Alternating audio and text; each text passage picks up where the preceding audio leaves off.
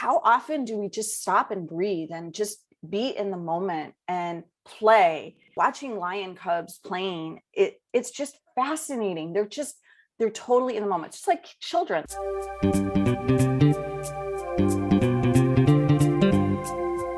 Hello and welcome to the Innovative Mindset Podcast. I'm your host, Isolde Trachtenberg. On the show, I interview peak performing innovators in the creative, social impact, and earth conservation spaces who are working to change the world. This episode is brought to you by Brain FM. Brain FM combines the best of music and neuroscience to help you relax, focus, meditate, and even sleep. I love it and have been using it to write, create, and do some of my deepest work. Because you're a listener of the show, you can get a free trial. Head over to brain.fm/innovative mindset to check it out. If you decide to subscribe, you can get 20% off with the coupon code Innovative Mindset, all one word. And now, let's get to the show. Hey there, and welcome to the Innovative Mindset Podcast. My name is Isolde Trachtenberg. I am super happy that you're here, and I'm also incredibly honored and thrilled and happy to share with you this week's guest. She is fabulous. Lisa Roberti, the Safari Girl, has been traveling to wildlife-rich areas around the world for over 27 years. While not a professional photographer, her goal is to use her photographs and experiences about her travels to encourage others to travel so that together we can preserve the wild places for generations to come. Lisa has a wildlife-themed online store and is currently writing her first book called Safari Tales. I can't wait to read it. She also has a self-study course on how to plan your safari to get the trip of a lifetime. Lisa, I'm so grateful that you're here. Thanks so much for being here. Isolde, thank you so much for having me. It's such an honor to be on your show. Thank you. Oh, it's my pleasure. First of all, I love, ever since somebody gave me, my parents gave me a Kodak Extra 1 for my 12th birthday, I have been an avid photographer and I love taking all sorts of photos. And I'm wondering, for you, what got you started in photography and having photography be your way of getting the message out, your message out, and the message for animals and the natural and wild places? So when I was really young, I was in about fifth grade. I've always had a passion for animals. I've always loved animals. And the camera was just a way to get closer, to like really watch and see and look at behavior, and then also to share it with people. You could tell stories, but they say a picture's worth 1,000 words, and video also. And it was just really my way to get closer and to experience and remember with detail everything that I got to experience with animals. That's so amazing. I love that you said that it was a way to experience the animals. And yet there's this wonderful sort of quote or meme that says, take only photographs, leave only footprints. So the experience doesn't sound like it is diminished at all if you don't have any other contact with the animals other than being the photographer. Oh, Isolde, I'm so glad you said that. Wildlife photographers can really get a bad name. There's so many out there that their main goal is the photograph, whereas my main goal is to witness and record natural behaviors of the animals. Yes. You see a lot of photographers out there. I'm glad to say it's not the majority, but there's a few that they will really harass the animal in order to get quote unquote the picture. They want to get a reaction. They want to get a whatever. And to me, that's just harassment, and it's not good, clean wildlife photography. I am there to witness and report. I'm there to see natural behavior. Like, what is their life without humans in the way? And to me, that is what's so beautiful. And there's so much to learn from animals, and watching their behavior and just and watching them interact with other species and within their own species. It's amazing to watch it. Well, I appreciate you saying that. And that brings me to a question. What have you learned? You say there's so much to learn. I agree with you. I'm sort of, I feel a little bit like I'm going to be like, yes, this whole chat. And yet you've got obviously a lot more experience than I do photographing wildlife in the wild. What has been the biggest lesson that you've learned from observing and from having those experiences with animals in the wild? So the biggest experience, that's a hard one. I would say that for me, observing them, you see that they all have personalities. Like we tend to put them in a bubble, right? Mm. This is lion behavior, this is elephant behavior, this is, but each animal has its own unique personality. And they all have stories. I've been privileged to go back to the same locations time and time again, where I've been able to see the animals and watch them grow up, if you will, and know them by their human, English names. And it's just fascinating to see them have their own personalities, living in the moment. You see the tenderness, you see the fierceness, you see them just being raw. And it's such a reminder. We, in our lives as human beings, where we have the cell phone binging and we have so much going on, and how often do we just stop and breathe and just be in the moment and play?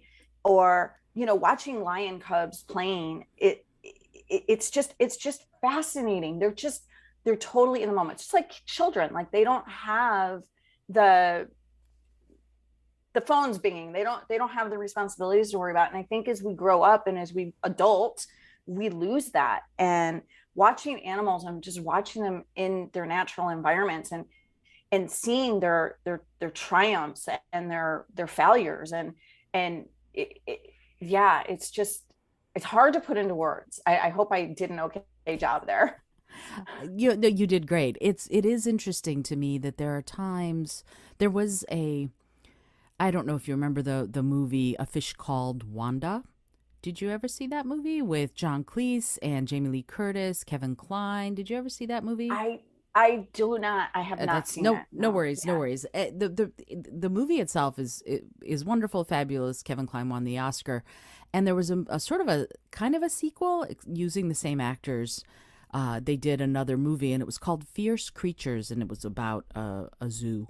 And Mm. this woman came in to sort of make the zoo more efficient, and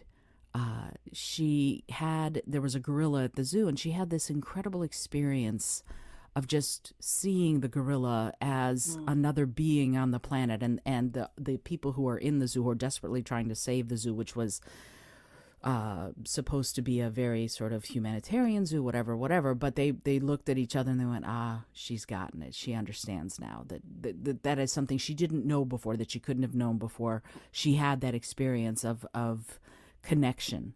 And so that makes me think of what you were talking about, that it's hard to explain that connective moment Mhm. between us seeing animals in the wild and understanding their inherent value. And I'm wondering if you have any thoughts on how we could increase those experiences, or make them more accessible to people, so that more people understand the inherent value of the other beings we share the planet with.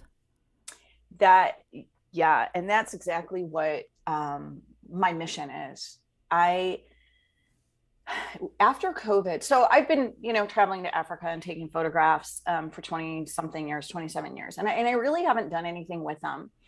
And after COVID happened and tourism got shut down, I became aware of all of the problems in the wild places. How much poaching increased, how much the land grabbing was happening, and how we were losing more and more wild places, because without tourism, the value of the land to the locals went down. Mm. Tourism brings jobs to the local people. Mm-hmm. They have jobs in lodges, they have chefs, they have mechanics, they have rangers, they have, and the tourism money also pays for rangers. So there was a lot more poaching, and there was a lot more, um, like I said, the human wildlife conflict, because the value had gone down to the local people. Mm. It wasn't bringing in money anymore. And so, as a safari goer, as a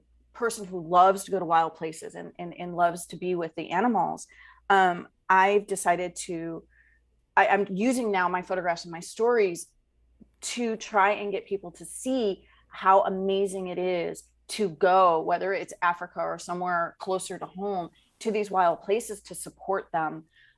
It has to be sustainable. I mean, we don't want to like destroy them with so many thousands and thousands of tourists.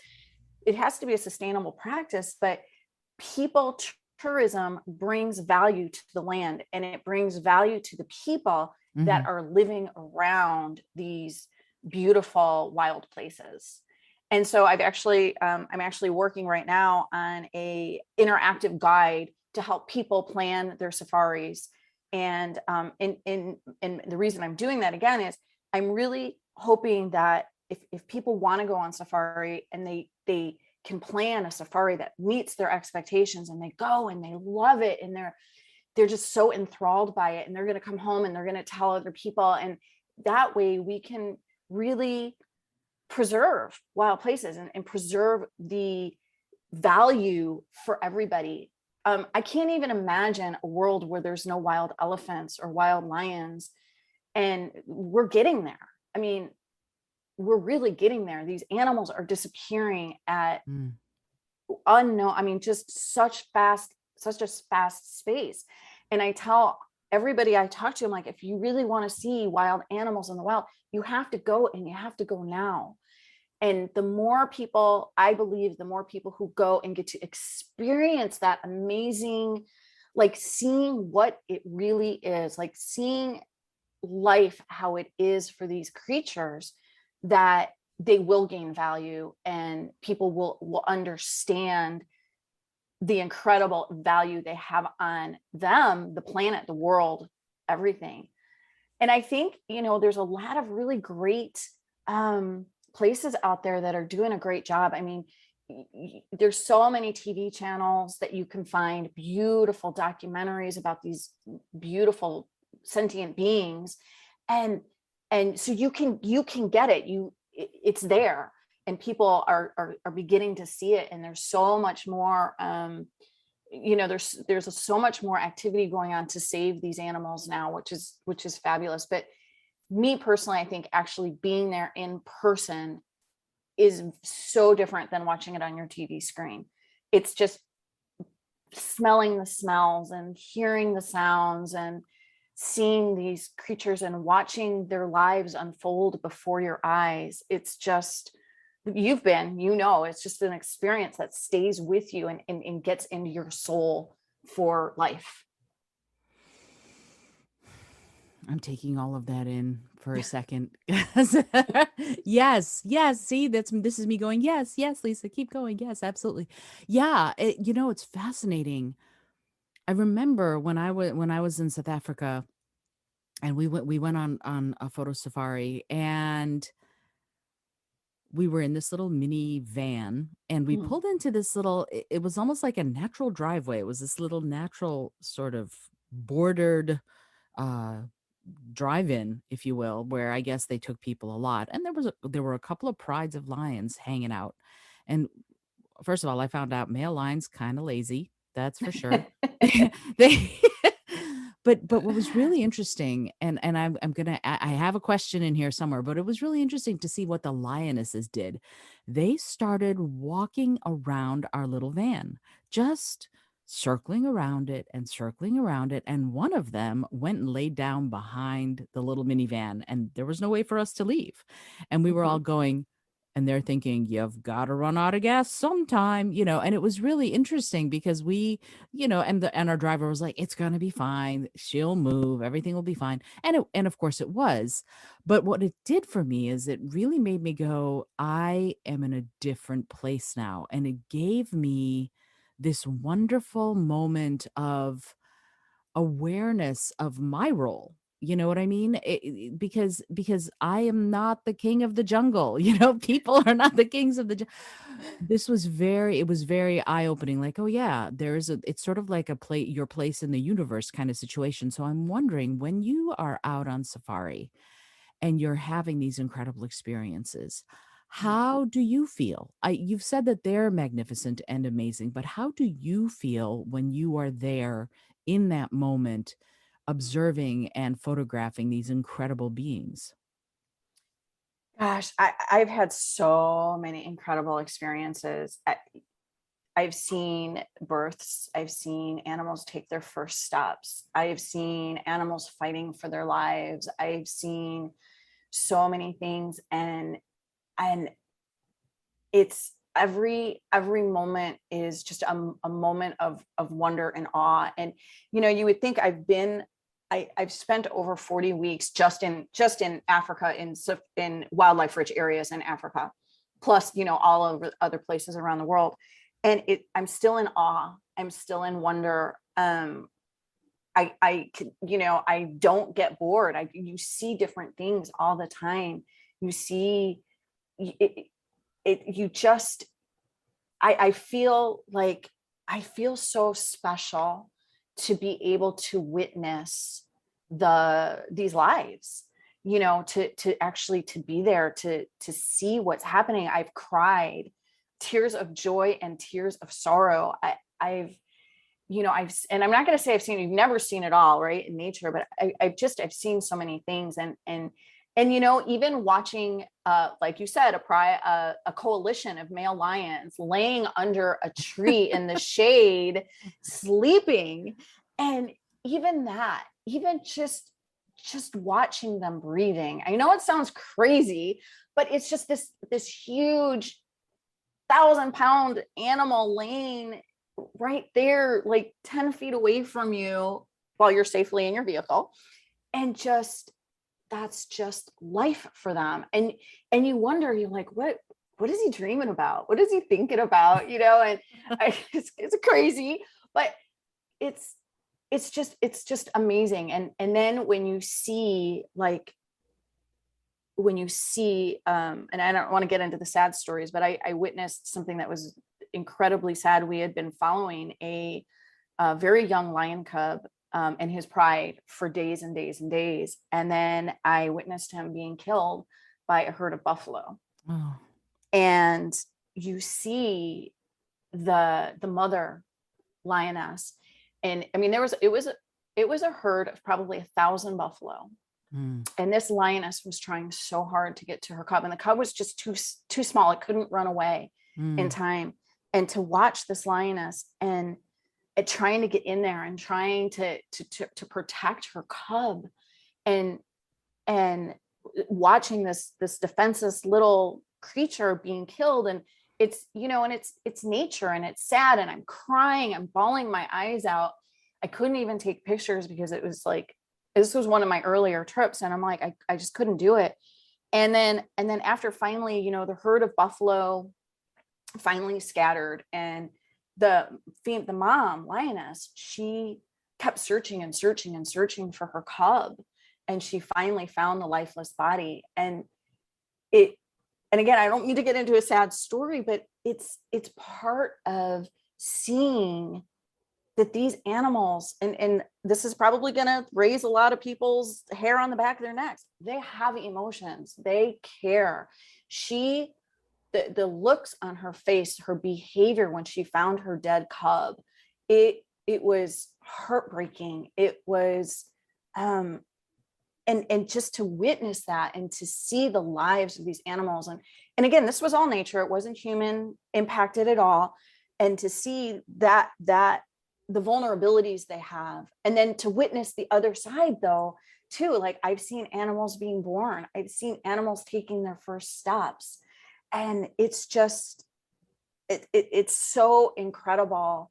I don't even remember what your question was because I went off on a tangent, but and I'm just so into the moment, and it's just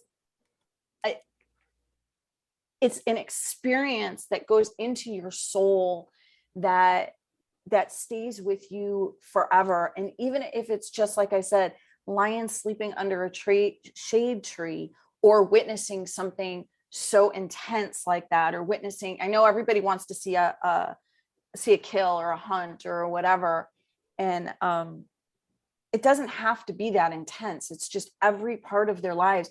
You see how every moment it's a life and death moment for these beings. And, you know, as humans, as humans in America, most of us don't live that way. I know there are some times where there is, but you know, we live sheltered lives. Or I should say because I know there are people on the planet, humans on the planet, and especially right now, that are fighting for their lives. But there's so many of us that, you know, we get up, we go to work, we go to the grocery store, and we don't think about life and death.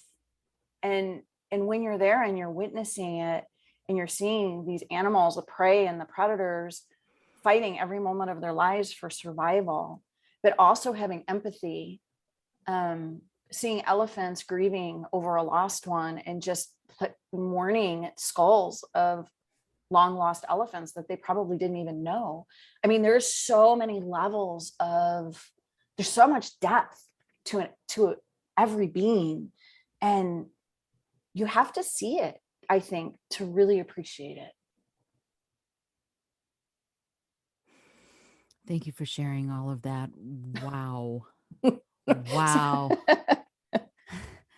And yes, you shared a sad story, but it was such a profound one. And it's true. I mean, even just looking at my domestic kitties at home, they have emotions. Obviously they have emotions. They are thinking and feeling beings, and there's no doubt in my mind that every animal has that same level of sentience. The thing that I personally struggle with is how do we raise that? I know you said, and by that I mean awareness. I know you said you have to experience it, but let's face it. Most of us here in the USA, at least, aren't going to go on safari. It would be cool if we could, but what else? What innovative ways could we experience this kind of connection that you're talking about, or close to it?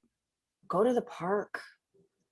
Go, you know, watch your animals, watch your pets, like you said, is all that. Like, even a lot of people have pets, but a lot of people don't really see their pets. They don't really see, like, we are their life. We are their entire life. Like, when you leave and you come back and they're so excited to see you, you know, it's because we have we have phone calls to people, and we have all these other things, and the animals, they just have us.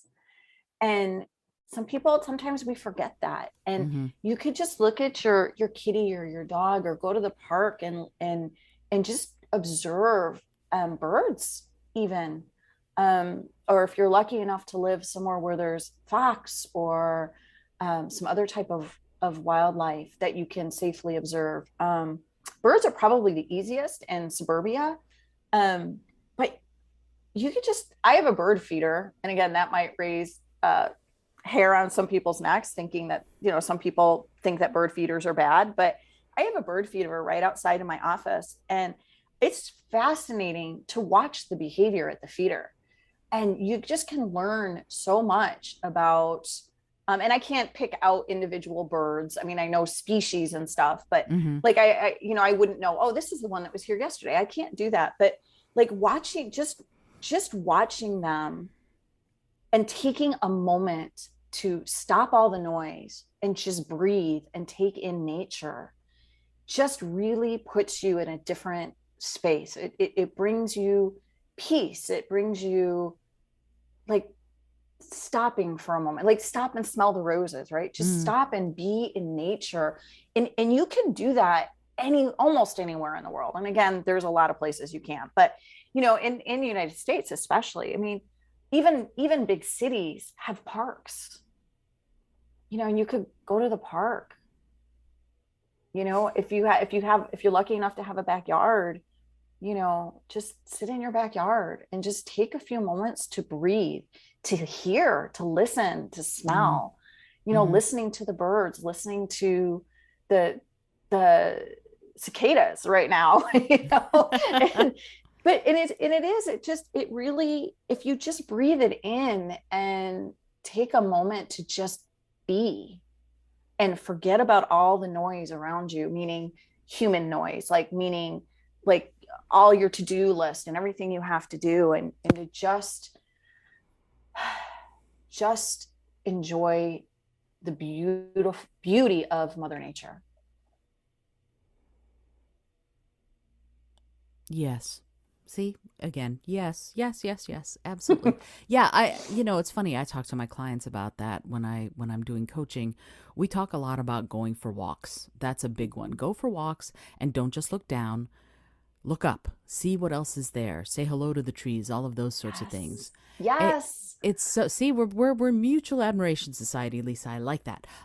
So all of that is really good as far as bringing awareness. How do we bring awareness? And it can start small. I agree with you. Go outside, breathe, look up, look at the critters, look at the plants, look at the trees. Spend some time in nature when we don't anymore. So many of us, I think we passed the tipping point relatively recently where more of us live in urban areas than live in non-urban areas all over the planet, which is amazing because that's a lot of planet. And so the question that I have for you is, going out for a walk is great. Starting to build that awareness is terrific. If I am at that place, if I've gone for my walks and I've figured out that this is something I want more of, because what happens, I notice with people, is that they go, oh, this is cool. I want more. Mm-hmm. So Mm-hmm. what's the next step for someone who in your opinion, since you spent so much time traveling to these wild places, what's the next step for someone who's like, okay, I've got this awareness and now I want to do something else. They may not have a lot of money, but something. What would you suggest someone do if they want to increase that connection? So there's a two-part answer here. Mm-hmm.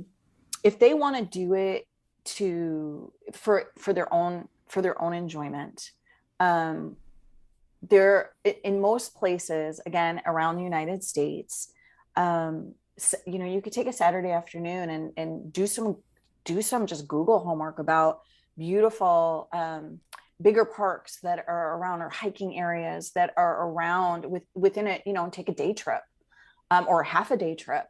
I live in the cornfields, and I haven't even seen a squirrel. I've lived here for 2 years, and I've never even seen a squirrel. Hmm.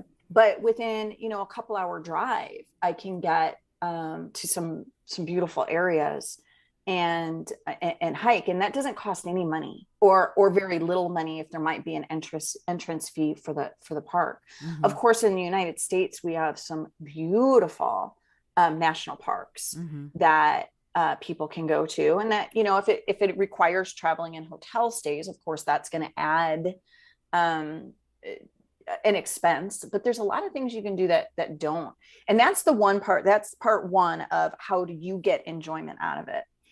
Part two, to learn more and everything, is to start getting involved, and be aware of laws that are coming into play, that protect animals. Even, on cold, rainy, when winter comes and it's dark at 4 o'clock in the afternoon, there's great documentaries about animals and wild places, and that you can watch and immerse yourself that way. There's a website that I would love to share. It's called explore.org, where they have live cams from all over the world. Mm. And you can, and it's not only wildlife, they even have like where they're breeding puppies for service dogs, and you can Mm. see the puppies being bred for service dogs. And it's an amazing um, non-for-profit that's trying to help people connect, that can't maybe go to Africa or Alaska or Costa Rica, or any of these beautiful places. And it's, and you can get lost, and you can see it, and it's amazing. But I would say the more you can get outside, just even around your house, the more connected you'll feel, and the more at peace too. Absolutely. And what's interesting, during COVID times, that was one of the things that saved me, was being able to step Mm-hmm. outside, because you do go a little stir crazy when you're stuck indoors. So, and it doesn't have to be around a lot of people. If you can just go for a solo walk or something like that, is amazing. And yet there's so much awareness we can build and so much appreciation we can build. And now, honestly, I want to go to the next step. So let's say you've watched all the documentaries, you've read books, you've done let's say you want to go on a safari. What Mm. is a safari? What I know what I did. We went on a day trip, but I was there for work for NASA, so I wasn't on a safari. We just went on a day trip to see lions and hyenas and zebras. So it wasn't quite the same.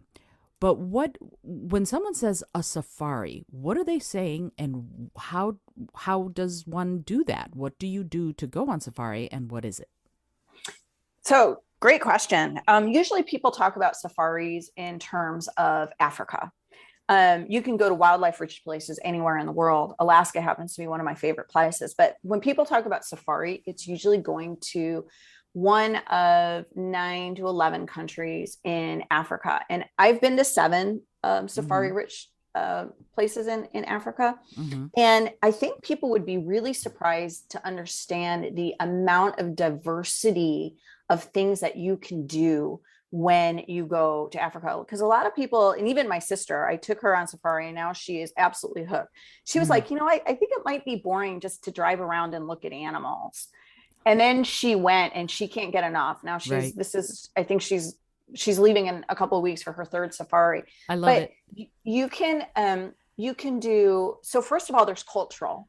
So you can do cultural visits and Mm-hmm. learn about the cultures. You can do conservation, where you learn about human wildlife conflict and what's being done to help prevent that. You can do traditional safari, would be where you're in a vehicle and you're driving around and you're stopping and you're looking at animals and watching behavior. You can do walking safaris. You can do balloon safaris. You can do horseback safaris. You can go on, in some places, you can go on ATVs. You can go fishing. You can, like, if you go to East Africa, you can do part safari, part beach. You can do whale watching. If you're in Southern Africa, you can tie a safari with wineries and wine businesses in Cape Town. So I think there's such a diversity of things that you can actually do on safari, and that's actually why I created this planner that I've created.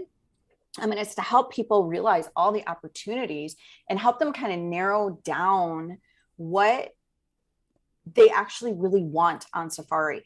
The other thing too is there's so many different places to go and so many different seasons, and what do you really want to see as far as animal life? Because if you really want to see a rhino, there's certain places you can go where your opportunity is much greater to see a rhino than if you go to other places. And of course, it's nature, so you're never guaranteed any sighting, but there's places where you can go where you really raise the opportunity or the possibility of seeing what you want to see. And so I created this planner to kind of talk about all these different things. And also the other thing is, a lot of people, have a Four Seasons dream, but they have a Best Western budget. And Mm-hmm. what do you do if you have that, if you're upside down in what you really want to do and what you can afford, and how do you then not be disappointed? And so just things like that. I discussed that. And then what if you have mobility issues or special eating requirements? How do you get around that? And then also, just right now, traveling during COVID, I've been on safari multiple times throughout COVID. I've been to Africa, Alaska, and other places, and it's doable, but it's challenging, and you need to know what to look for to make Mm-hmm. sure you can navigate through, and that you don't get stuck somewhere because you don't have the right tests or you don't have the right documentation. So there's actually a lot to go into it, but it's fun. Planning the safari should be exciting and fun and something to look forward to. It's part of the journey. Obviously, the best part is actually being there, but it's part of the journey of getting to live your dream. I remember I had always dreamed of seeing animals in the wild. I, went to the zoos and everything, and I thought, oh my God, how amazing would it be? And when I first started planning my first safari, it was oh God, it was like the dream finally coming true. And it was so exciting to look at all the different opportunities and to see all the different ideas and the things that you could do. And yeah, so that's, and then finding reputable companies to work with. Um, there, I've heard of a lot of disaster stories of people, and it's easy when you know what to look for. Cool. I want to go on a safari again. That's cool. Yeah, and it is so interesting to me. I love Alaska also. I've been, and it's in many ways it's like a it's just it's so different than anywhere else I've ever been. Mm-hmm. And so when I'm looking at this, when I'm thinking about, oh, I want to plan my safari and I want to go travel and I want to see wild places, how do we do it consciously? How do we what do we need to do to, like I said, take only photographs, leave only footprints? Mm-hmm. If so, I guess that's like an ecotourism thing. What are your thoughts on that? What innovative ways could we, as people who want to go on safari, to commune with nature and to be and observe these animals and nature wherever we go, how do we do it responsibly? Great, great question. And that all ties into the company and the lodges. There's a lot of choices out there when you go on safari. I just picked up like a safari magazine, and it's just pages and pages and pages of advertisements for different companies and different lodges and different everything. And with the internet now, you can really do a lot of research and find the lodges that are eco-friendly, that are doing the right thing. You can, like, there's conservancies out there where they really limit the number of people to make sure that there's not so many people in a small area, so that the wild places are staying pristine. Mm-hmm. And you can do that. There's a lot of mass tourism places, and then there's the eco-friendly places. And one thing that most of these countries in Africa have done actually better than first world countries is most of them now have like outlawed single-use plastic, and things like the United States is not even talking about doing that. Right. And so just even supporting these countries and what they're doing is a big step. But yes, there are eco-friendly lodges that where you go in, or you can, like I said, you can do the research, and they tell you about all the steps that they're doing to recycle, reuse, the water systems they have, the purification systems they have, to make the least amount of impact on the land as possible. And those types of places, they're becoming more and more and more. It used to be few and far between, but now that people are becoming more aware of the environment, that's a big selling point for a lot of these places.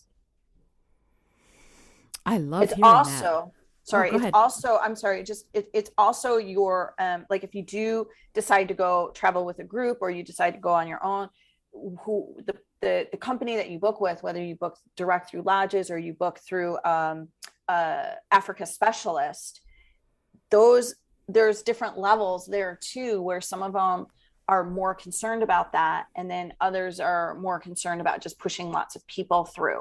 Mm-hmm. And again, you can tell,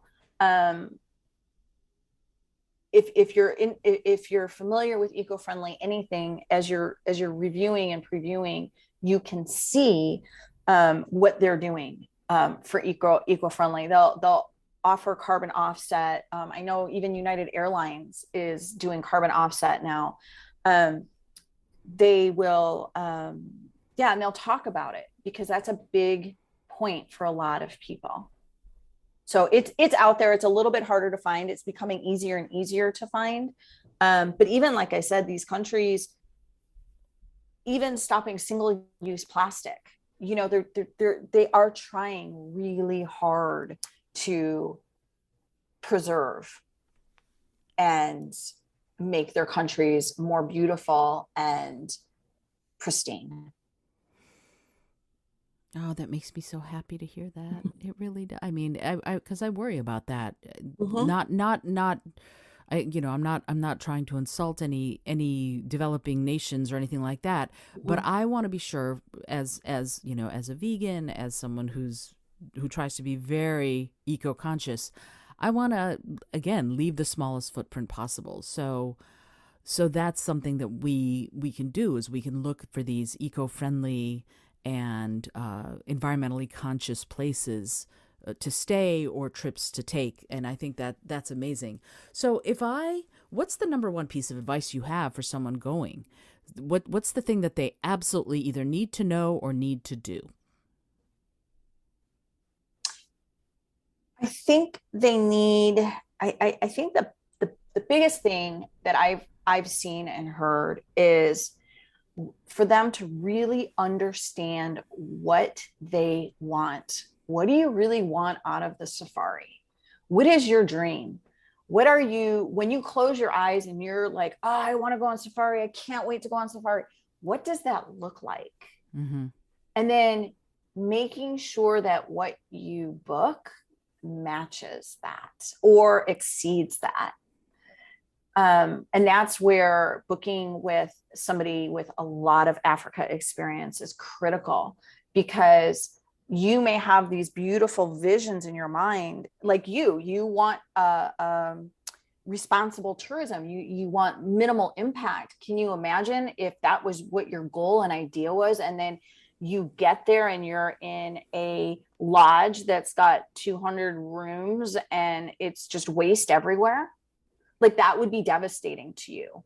So really understanding what it is that is important to you, what your dream is, and then making sure that your booking matches that and exceeds that, so that when you go, it's everything you've dreamt about, and so much more and so much better.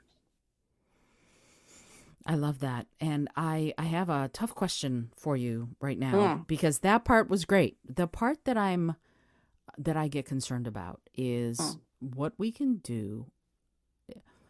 Some of the practices that I have read about and heard about are abusive to the wildlife, and and sort of tourists, like elephants painting or mm. or any they can't that can't be real. That can't be something that is the elephant went, you know what, I'm going to grab a paintbrush and I'm going to paint a cat. I cannot imagine that that's something the elephant decided that she wanted to do. So how do we, do we vote with our dollars? How do we avoid practices that could be abusive to the very animals we want to see and protect?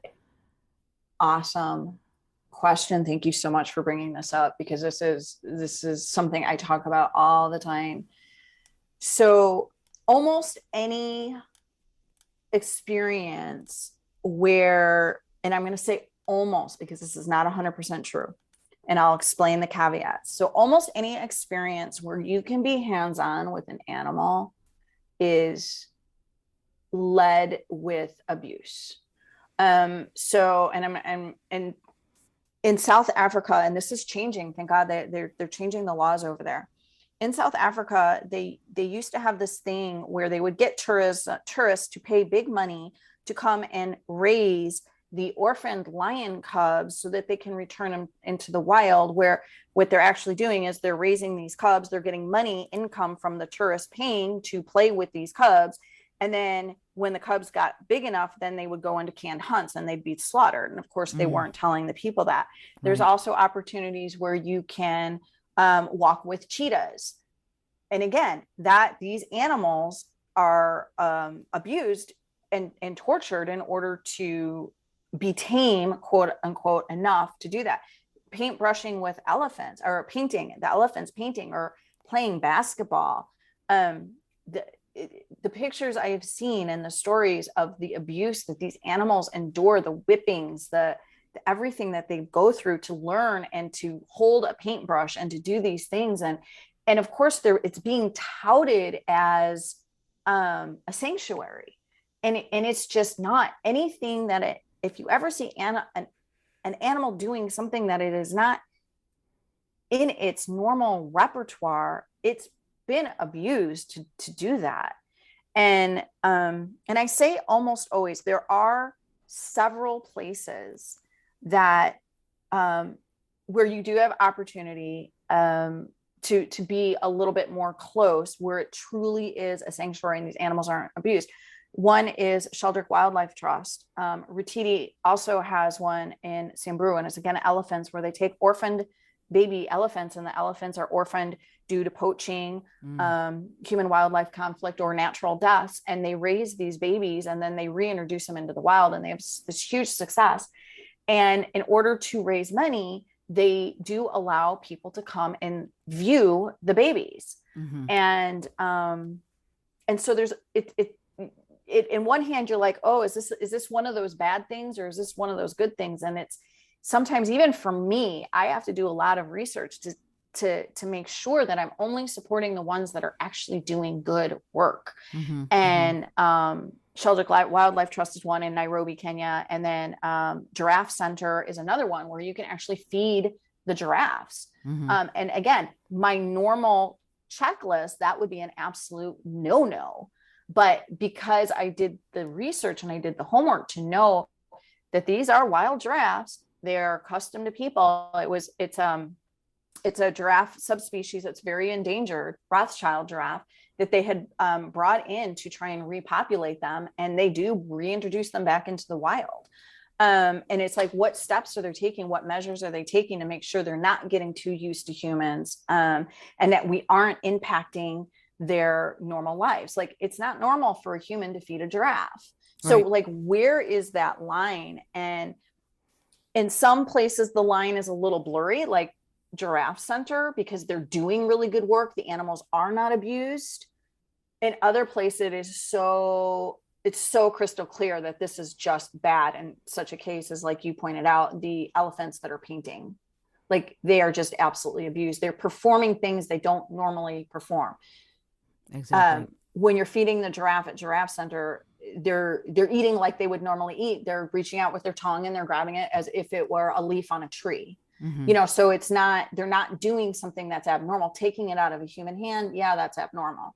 Versus an elephant, holding a paintbrush and painting strokes. That's just not normal behavior. For so sure. it's yeah. And I've had to research. There's a elephant sanctuary in Indonesia that I'm interested in and visiting, but I'm still on the fence about whether this is a true sanctuary or not. And I'm trying to do a lot more research, and sometimes it's really hard to know.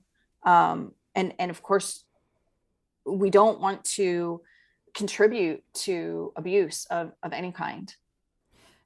Completely and absolutely, totally, and for sure. Yeah, absolutely. I mean, for sure. And it's interesting. Many years ago, I was a volunteer at the National Zoo for the Golden Lion Tamarin Project, and it was reintroducing them into the wild, and they weren't in cages, right? So our job was to sort of make sure that that where they were was okay for them to be, and we would sort of leave food where they might find it, but they weren't in cages. They were above people's heads, right? Mm-hmm. And sort of running around in the trees and along the ropes and things like that, to get them to be used to being outside so that they could be reintroduced back into the wild in South America. What was interesting about that is how much, and I'm not a zoo fan, I will be very honest. I do not like zoos. Animals don't belong in cages. That I have to say. But being part of that project for me was eye-opening, because the individual people I was working with cared so very much about making sure that these endangered beings would have a real chance at living in the wild. And that's something that we have to remember, that as soon as they are in connection with human beings, that changes. And so I'm wondering, what are your thoughts on rehabilitation, or no, reintroduction, I guess I would say, of animals back into the wild, can that happen in a way that is really safe and good for them? And how do we weigh that if not doing the rehabilitation and helping them would just end up in their deaths? Yeah. So I'm going to go back to David Sheldrick Wildlife Trust out of Nairobi. They have successfully, and I don't know the numbers off the top of my head.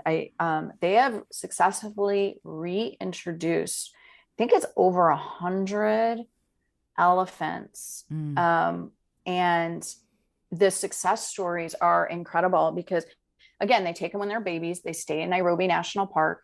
When they get, Nairobi National Park doesn't have elephants. It's too small. Mm-hmm. But they have these baby elephants that are cared for by humans. And then when they get big, they bring them into, they have 3 different reintegration units. And then they slowly reintegrate themselves into the wild herds. And again, there's people taking care of them, making sure they're being fed, making sure they're being cared for. And then the wild herds come in and they slowly, and some of them can take 10, 15 years before they actually become wild. And it's amazing because now they've had females that have been reintroduced in the wild who have gone off into wild herds, actually having babies with wild elephants. And because they supply water sources, a lot of times they will come back.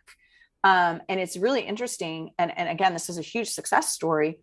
They've actually had, and again, it goes to the intelligence of wild animals. They've actually had a wild bull who was mating with one of the ex-orphan females, was speared, and 2 of his bull buddies, so his 3 male bull elephants actually came into the reintroduction unit looking for help. Wow. And of course they were cared for and everything by the veterinarian staff there. So in some cases that reintroduction, it's phenomenal. And they've shown it time and time again, like with elephants, it's possible. With the monkeys, hopefully that the tamarins, hopefully that was a success story and that they were able to do that. Mm-hmm. They've done it with eagles. They've done it. The ones that I've never heard a success story of is predators. Mm. Because how do you take a cub and teach it how to hunt? How do you take a cub and teach it how to hide? How do you take, and I've never heard of a successful, well, actually, that's not true. Gosh, there's the famous story, and I'm drawing a total blank right now. How can I? About the man and wife who rescued the 3 lions, the cubs. Oh, yeah. Born free. Yes. Yeah. And they successfully reintroduced them into the wild. And man, it took them a long time to do that. So I think, gosh, the more wild animals that are impacted by human wildlife conflict that we can save and bring back into the wild, those people, they have hearts of gold and they work their tails off and they're so passionate. And I would love to be involved with something like that. Did I answer your question? Yes. No, you absolutely did. It's really, that notion of how we can participate, but do so in a non-invasive way to help these endangered beings that wouldn't be endangered if not for us anyway, is something that I need to go further. I need to personally, I need to look at that more. How can we do that in a non-invasive way so that we're helping and not hurting the wild places and the wild beings that are on those places or in those places, and I think their names were was it the Adamsons, George and for Born Free, and there are other people who spend their lives dedicated to preserving these wild places and helping animals. So it's not hopeless, but wow, we I think we all could do more to participate in helping especially since there are people out there who are participating in hurting those places, Mm-hmm. so and those Mm-hmm. animals. So we, and do you have any recommendations about if somebody wants to get involved and help? Do you know of any places that someone could go, you know what, I would like to get involved in a reputable place that's working to preserve wild places? Could be in the USA, could be in other places, doesn't matter. Where would you send someone? So a lot of these, and this is where it gets really kitschy again, because a lot of the places, they can't just take regular volunteers, like people, untrained people. Um, there's a lot of reasons for that. One, I'm going to use Sheldricks again because they are such a success story. So they don't want the elephants getting used to people. Mm-hmm. They get used to their handlers, their keepers. Um, and they wear specific jackets, specific coats. They all wear the same style and color of coat. They wear the same clothes. They wear the same. So the elephants aren't necessarily making a generalization about humans. So they don't allow volunteers. And as a person who wants to, it's like, oh, come on, but I'm a good person. Just let me come and help. But for the safety and the sake of the animals, they can't do that. And there are places that will allow you to volunteer. And there's a couple companies, and I'm sorry, I don't know the name off the top of my head. There are a couple companies that actually set up volunteering travel where you actually go and you volunteer. And a lot of them are more for like kids, like schools, like where you can go and volunteer at schools, which is also imperative because these children, if they grow up to see the value of the wildlife and the wild places, they're going to help preserve it, right? So Mm. that part is really also very important. But there's not a lot of hands-on true animal volunteering in really wild places like Africa, Alaska, stuff like that. Mm-hmm. But that doesn't prevent people from getting involved at home. um, there's some great opportunities, like even just like preserving parks, keeping the parks clean, volunteering at animal shelters, um, doing that kind of work. It's hard work and it can be heartbreaking, but it's so rewarding as well. And just, let's start with, and again, I'm a huge Africa uh, lover, but sometimes we got to start at home too. Like, what can you do at your park across the street or across town? Is there something that can be done to help preserve that? Let's do a trash cleanup day. Let's do and there's lots of volunteering opportunities at animal shelters. But there are a few in Africa that you can find, but they're not as wide as it would be nice if they were, just because, again, for the safety of the animals, they can't just open it up to people.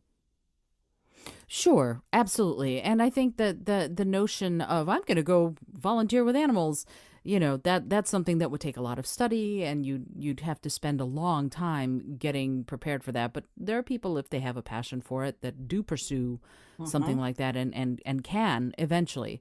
And I think you're absolutely right, and I agree with you wholeheartedly. This notion that we can do something here, you can do something in your backyard, you can do something in the park, you can do something in the animal shelter. There are lots of ways to participate in elevating awareness and in helping that don't necessarily mean you get on a plane and go to another place. You could Mm-hmm. do it across town or even across the street. So your point is well made and well taken. Lisa, I really appreciate you saying that because yeah, I think we can do it. It doesn't have to be a grand gesture to be a really important one anyway. Well, it's like they say, and I don't remember exactly how the proverb goes, if that's the right word, with, walking down the beach and you're throwing one Oh, starfish in when there's 1,000 starfish, and it's like you can't save them all, but that one act is really important to the one that you did save. right, exactly. And the last So line of that story is it made a difference to that one. yeah, Yeah, I love that exactly. story. Yeah, absolutely. Absolutely. I could keep you here for the next, I don't know how long, because this is fantastic. And I really appreciate you taking the time, Lisa. And I do know that you have a life to get back to. So I was wondering if, you're doing this document for all of the for people who want to plan a safari, which I think is great, but also if people want to see your photographs and learn more about the work you're doing, would you mind sharing your social channels? Where could someone who wants to go find you find you? So I'm on Instagram and Facebook, and it's Lisa M as in Mary, just the initial Lisa M Roberti, Roberti. I also have a YouTube channel that I'm just starting out, but because I don't have enough followers, I don't have my pen name yet. But you can just search for me there. And in there, I do a lot of different travel stuff and lodge reviews and things like that. And I'm just starting on that. I also have a Facebook group called Wildlife Travel and Conservation. And that's a place where I talk about animal conservation, laws that are coming up, winds, devastations, and also talk all things travel to wildlife rich places around the world. It's not just Africa, but it's everywhere. Fabulous. Thank you so much for sharing. And I'm going to put all of that along with some of Lisa's fabulous photographs on the show notes page. You're going to want to check that out for sure. And learn more about the incredible work Lisa's doing, and just see the photos. They're so beautiful. I love them. You sent them to me and I'm like, these are awesome.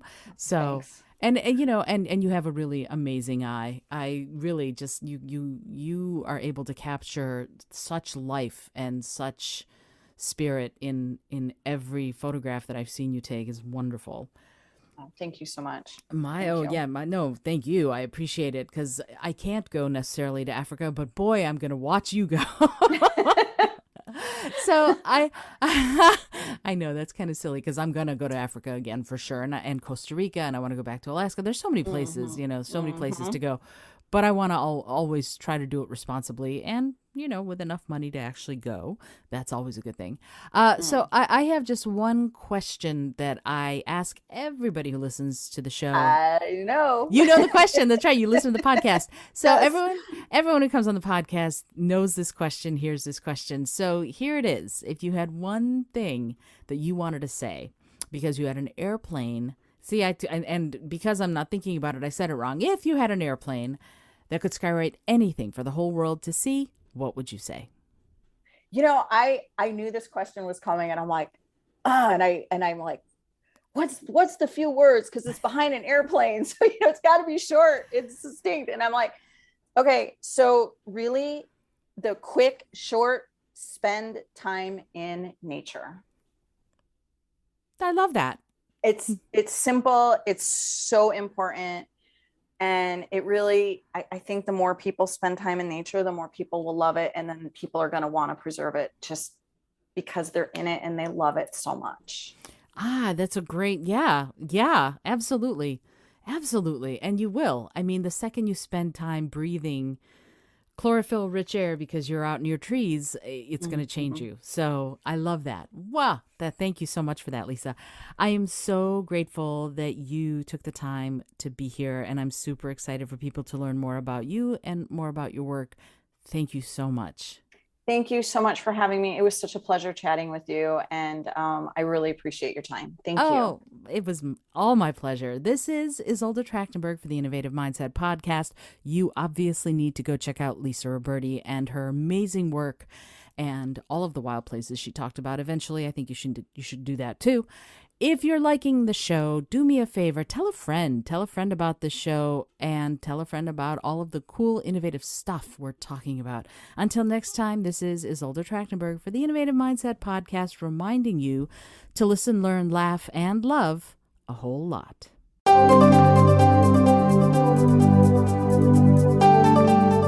Thanks so much for joining me today. I really appreciate you being here. Please subscribe to the podcast if you're new. And if you like what you're hearing, please review it and rate it and let other people know. And if you'd like to be a sponsor of the show, I'd love to meet you on patreon.com/innovative mindset. I also have lots of exclusive goodies to share just with the show's supporters there. Today's episode was produced by Isolde Trachtenberg and is copyright 2021. As always, please remember this is for educational and entertainment purposes only. Past performance does not guarantee future results, although we can always hope. Until next time, keep living in your innovative mindset.